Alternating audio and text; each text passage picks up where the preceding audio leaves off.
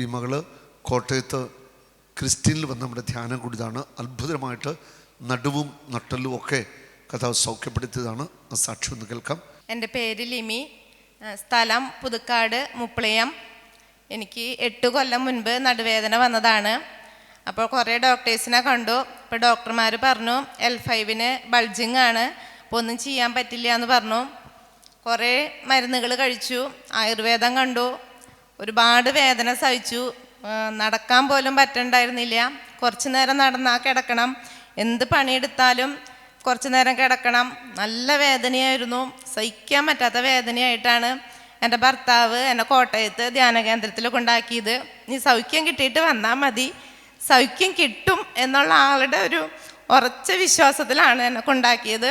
അപ്പോൾ ധ്യാനത്തിൻ്റെ 3-ാമത്തെ ദിവസം ആരാധനയുടെ സമയത്ത് ബ്രദർ പറഞ്ഞു, നടുവേദന ഉള്ള ഒരാളെ സൗഖ്യപ്പെടുത്താൻ കർത്താവ് വിളിക്കുന്നുണ്ടെന്ന് പറഞ്ഞു.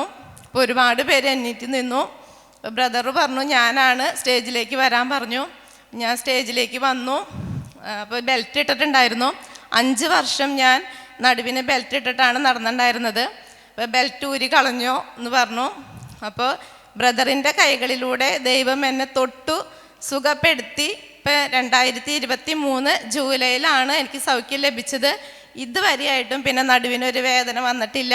ഞാൻ ടൈലറാണ്, നല്ലപോലെ ജോലി എടുക്കുന്നുണ്ട്, വീട്ടിലെല്ലാ കാര്യങ്ങളും ചെയ്യുന്നുണ്ട്. എനിക്ക് പൂർണ്ണ സൗഖ്യം ലഭിച്ചു. കർത്താവ് നൽകിയ ഒരു അത്ഭുതമായ സൗഖ്യമാണ്. ബെൽറ്റ് അന്ന് ഊരി കളഞ്ഞു, പിന്നെ ബെൽറ്റ് ഇട്ടിട്ടില്ല.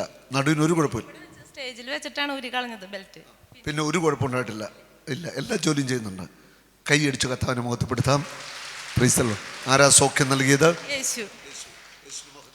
മഹത്വം, യേശുവിന് മഹത്വം. Oh Jesus, you are my Lord.